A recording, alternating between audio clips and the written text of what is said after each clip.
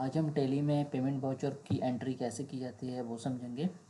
Payment voucher जैसे कि नाम से क्लियर है, पेमेंट मतलब किसी भी कंपनी के थ्रू या कंपनी के द्वारा जो अपने वर्कर्स को या कंपनी में जितने भी खर्चे होते हैं उन खर्चों का पेमेंट तो उनको देना पेमेंट वाउचर बोला जाता है। तो इसके लिए हमने पेमेंट के बारे में समझाया कि एक्सपेंसेस क्या होते हैं, एक्सपेंसेस कितने टाइप्स के होते हैं। तो यहाँ पे एक्सपेंसेस दो टाइप्स के होते हैं, एक होता है डायरेक्ट एक्सपेंसेस और एक होता है हमारा इनडायरेक्ट एक्सपेंसेस। डायरेक्ट एक्सपेंसेस का मतलब होता है all expenses related to company और प्रोडक्शन एक्सपेंसेस। मतलब जब किसी भी सामान को कंपनी में बनाया जाएगा तो उस सामान को बनाने में जो भी खर्चे होंगे वो सारे हमारे डायरेक्ट एक्सपेंसेस होंगे, क्योंकि वो सारे खर्चे हमारे उसी प्रोडक्शन में ऐड होने वाले हैं। दूसरे शब्दों में यह समझते हैं कि किसी भी कंपनी में सामान को खरीदने से लेकर उसे बनाने तक के सारे खर्चे हमारे डायरेक्ट एक्सपेंसेस कहलाते हैं। अब आता है इनडायरेक्ट एक्सपेंसेस क्या होता है। इनडायरेक्ट एक्सपेंसेस का मतलब होता है वो खर्चे जो हमारे प्रोडक्शन से रिलेटेड नहीं होते हैं, जिनका हमारा प्रोडक्शन में कोई लेना देना नहीं होता है, लेकिन कंपनी को चलाना है तो खर्चे तो होंगे ही। तो जो खर्चे होंगे वो कंपनी में तो होंगे, लेकिन उस प्रोडक्शन से, उस सामान को बनवाने से उसका कोई लेना देना नहीं होता है। जैसे सामान को रेडी करने के बाद उसे सेल करने में होने वाले खर्चे, जैसे हमने सामान को सेल करने के लिए सेल्समैन रख लिए, शोरूम बना लिया, शोरूम में होने वाले खर्चे वो सब इनडायरेक्टली कहलाएंगे। जबकि जो फैक्ट्री के अंदर जो होंगे खर्चे सामान को बनाने में वो सारे डायरेक्ट खर्चे हो जाएंगे। ठीक है, ये जो हमारे डायरेक्ट खर्चे हो गए और इनडायरेक्ट खर्चे हो गए। अब डायरेक्ट खर्चे और इनडायरेक्ट खर्चे की टैली में एंट्री कैसे करी जाती है वो उसको देखते हैं। तो हमने एक क्वेश्चन बनाए हुए हैं कुछ। 1 अप्रैल 2023 को हमारी कंपनी में कुछ एक्सपेंसेस होते हैं, जैसे वेजेस पे टू एम्प्लॉय को हमने कुछ वेजेस का यानी सैलरी का पेमेंट किया हुआ है 20,000 रुपये। Bus rent pay to TVS limited, TVS company जो हमारी कंपनी के एम्प्लॉयों को लाने ले जाने का काम करती है, उसके लिए हमें 20,000 रुपये उसको महीने का पेमेंट करना है।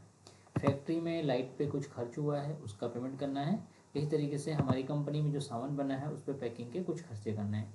कंपनी में बहुत सारे टाइप के खर्चे होंगे, लेकिन हमने यहाँ पे इस टाइप के 5 खर्चे ऐड कर लिए। इसी तरीके से 2 तारीख को कुछ पेमेंट हो रही है हमारी ओर से, जैसे सैलरी पे टू सेल्समैन्स, जो सेल्समैन्स होंगे उनको सैलरी दी गई है 15,000 रुपये की। सेल्समैन्स का मतलब सामान को बेचने के लिए जो सैलरी दी जा रही है, जबकि ये जो सैलरी है सामान को बनाने में दी जा रही है। तो दोनों में फ़र्क है, ये डायरेक्ट की कैटेगरी में आ जाएगा और ये हमारे इनडायरेक्ट की कैटेगरी में आ जाएगा, क्योंकि सामान को सेल करने के लिए दिया जा रहा है। और दूसरा एक्सपेंसेस है हमारा एडवर्टाइजमेंट एक्सपेंसेस। एडवर्टाइजमेंट एक्सपेंसेस का मतलब हम अपने सामान को बेचना है तो उसको हमें ऐड करना पड़ेगा। जब उसके ऐड करेंगे तो उसमें हमें खर्च करना होगा, तो वो हमारा खर्च सेल से रिलेटेड हो गया, प्रोडक्शन से रिलेटेड नहीं है। तो ये हमारा इनडायरेक्ट एक्सपेंसेस हो जाएगा। तो इसको टैली में किस तरीके से एंट्री करेंगे, तो सबसे पहले हमें टैली में अकाउंटिंग वाउचर फीचर में आएंगे। और यहाँ पे क्योंकि हमें पेमेंट करनी है तो पेमेंट के लिए हमारा फंक्शन 5 होना है। फंक्शन 5 में जाएंगे, यहाँ पे पेमेंट के मेथड को बताएंगे कि हम जो पेमेंट कर रहे हैं वो किस मेथड से करेंगे, जैसे कैश पेमेंट कर रहे हैं या बैंक से पेमेंट कर रहे हैं। यहाँ स्पेस प्रेस करते हैं, यहाँ पे हमारे पास बैंक का अकाउंट भी है हमारी कंपनी का, और यहाँ पे हम कैश पे भी कर सकते हैं। तो अभी हम कैश नहीं बैंक से करेंगे, हमने बैंक ले लिया। बैंक में हमारा वही जो हमारा करंट बैलेंस है वो 9,62,100 का है, और यहाँ पे हमें लिखना है जो हम एक्सपेंसेस करने वाले हैं। तो सबसे पहला जो हमारा एक्सपेंसेस है वो हमारा वेजेस का है, वेजेस पे टू एम्प्लॉय। यहाँ पे हम अल्ट के साथ सी प्रेस लिखेंगे वेजेस पे टू एम्प्लॉय, एंटर करेंगे। इसको हम डायरेक्ट एक्सपेंसेस की कैटेगरी में लेंगे, क्योंकि डायरेक्ट एक्सपेंसेस वो सारे एक्सपेंसेस होते हैं जो हमारी कंपनी के अंदर प्रोडक्शन को बनाने में किए जाएंगे, प्रोडक्शन के टाइम पे होंगे। तो वो सारे खर्चे डायरेक्ट हो जाएंगे, इसको डायरेक्ट में लेंगे और इसको एक्सेप्ट कर लेंगे, सैलरी लिख देंगे जितनी हम दे रहे हैं उसको। दूसरा एक्सपेंसेस अल्ट के साथ सी, दूसरा एक्सपेंसेस है bus rent paid to TVS limited, और इसकी भी एक लेजर बनाएंगे यहाँ पे, बस rent pay to TVS limited. ये भी हमारा डायरेक्ट का पार्ट है क्योंकि ये भी हमारा प्रोडक्शन से रिलेटेड है। सेव करेंगे 15,000 रुपये, इसके बाद अल्ट प्लस। अगला खर्च है factory light, factory light bill, factory का जो लाइट का बिल है वो, उसको एंटर करेंगे। अल्ट के साथ सी करके यहाँ पे हम टाइप कर लेंगे या डायरेक्ट एक्सपेंसेस है क्योंकि फैक्ट्री का है। ये हमने थोड़ी सी गलती हो गई, 20,000 का है, 20,000 कर देंगे। ये 12,000 का है। अगला लेजर बनाएंगे।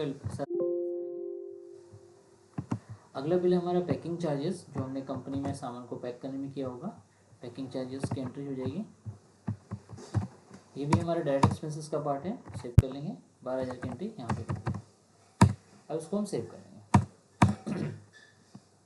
यहाँ पे वेजेस पे टू एम्प्लॉय जो हमारी हो रही है, अभी जो पेमेंट जो हो रही है वो सारा हमारा चेक के थ्रू पेमेंट नहीं कर रहे हैं, हम कर रहे हैं बैंक के थ्रू पेमेंट। तो स्पेस प्रेस करके यहाँ से हम ले लेंगे फंड ट्रांसफ़र, और यहाँ पे हम जिस अकाउंट में जो जो पेमेंट करी है हमने वो दे देंगे, एक्सेप्ट कर देंगे। यहाँ पे हम नरेशन लिख देंगे, बीइंग पेमेंट टू, जिन लोगों को भी पे किया उनकी डिटेल, और एक्सेप्ट कर लेंगे। ये हमारा 1 अप्रैल का बिल हो चुका है। इसको देखने के लिए पेजअप करके हम अल्ट पी करके भी देख सकते हैं। एक्सेप्ट कर लेंगे, इसको जूम कर लेंगे, alt plus Z, payment voucher आ चुका है। इसको बोलते हैं पेमेंट वाउचर बनाना। तो हमने जो भी पेमेंट्स करी हुई हैं उनके सारी अकाउंट्स की डिटेल यहाँ आ गई है, और किस बैंक से पे करी है बैंक के थ्रू यहाँ पे डिटेल्स आ गई है, नरेशन हमने दिया हुआ था, और ये अमाउंट पूरा आ चुका है। तो इसको बोलते हैं पेमेंट वाउचर। ये हमारे डायरेक्ट एक्सपेंसेस थे। इसी तरीके से हमने डायरेक्ट एक्सपेंसेस के अलावा इनडायरेक्ट एक्सपेंसेस हमारे कुछ यहाँ पे, जैसे हमने 2 अप्रैल को पे किया हुआ है सैलरी का पेमेंट टू सेल्समैन, तो ये भी हमें एंट्री करनी पड़ेगी। तो यहाँ पे हम डेट चेंज करेंगे क्योंकि यहाँ पे 1 अप्रैल आ रही है। डेट को चेंज करने के लिए F2 प्रेस करना होता है, F2 प्रेस करेंगे 2 अप्रैल यहाँ पे शो करेगा। इसके बाद यहाँ पे फिर पेमेंट का मेथड लेंगे, आप बैंक से कर रहे हो या कैश, क्योंकि हम बैंक से करने वाले हैं, बैंक लेंगे, स्पेस प्रेस करेंगे, और यहाँ पे हम लेज़र हमारे बने हुए नहीं हैं तो हमें यहाँ अल्ट प्लस सी कर लेज़र बनाना है, उसका नाम यहाँ पे टाइप करेंगे। ये हमारा इनडायरेक्ट एक्सपेंसेस में जाएगा। इनडायरेक्ट एक्सपेंसेस में इसलिए जाएगा क्योंकि ये जो हमारे खर्च है ये फैक्ट्री में नहीं हो रहा है, बल्कि फैक्ट्री से सामान बन चुका है और उस सामान को सेल करने के लिए किया जा रहा है, तो ये सेल्समैन को दी जा रही है, इसलिए हमारे डायरेक्ट नहीं होगा, इनडायरेक्ट एक्सपेंसेस होगा। सेव करेंगे।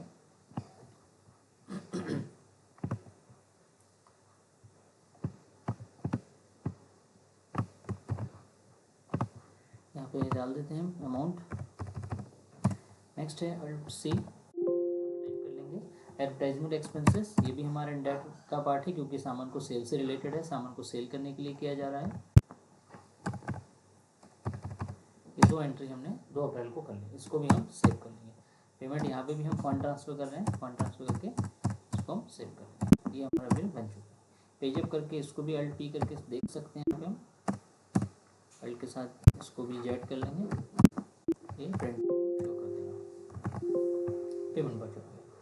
अब हम चाहते हैं कि जो भी हमने बैंक से पेमेंट किया हुआ है उसकी पूरी स्टेटमेंट देख लेते हैं। तो उसके लिए हमें यहाँ से बैक करके जाना होगा डिस्प्ले में, और यहाँ पे जाएंगे अकाउंट्स बुक में, यहाँ पे जाएंगे बैंक लेज़र में, और यहाँ से बैंक का सिलेक्ट करेंगे जो हमारा बैंक अकाउंट होगा, उससे एंटर करेंगे। यहाँ पे हमारी पूरी बैंक के आ गई है, किस किस कंपनी से हमने पेमेंट किया हुआ है, किसको सेल किया हुआ है, और कौन कौन से हमने एक्सपेंसेस पे किए हुए हैं, आ जाएगा। तो इस तरीके से हम बैंक के पेमेंट्स वगैरह भी सारी एंट्री करी हुई देख ली, और हम कैसे डायरेक्ट एक्सपेंसेस में एंट्री करते हैं, कैसे इनडायरेक्ट एक्सपेंसेस की एंट्री करते हैं, वो हमने सीख लिया। तो अभी आपको क्लियर हो गया कि डायरेक्ट एक्सपेंसेस क्या होता है, इनडायरेक्ट एक्सपेंसेस क्या होता है। अगली कंडीशन, अगला जो बिल बनेगा जिसमें हम करेंगे कि डायरेक्ट पेमेंट्स क्या होती है और इनडायरेक्ट से पेमेंट्स क्या होती है, रिसीप्ट जो हमें होती है पेमेंट्स, उसकी एंट्री करेंगे।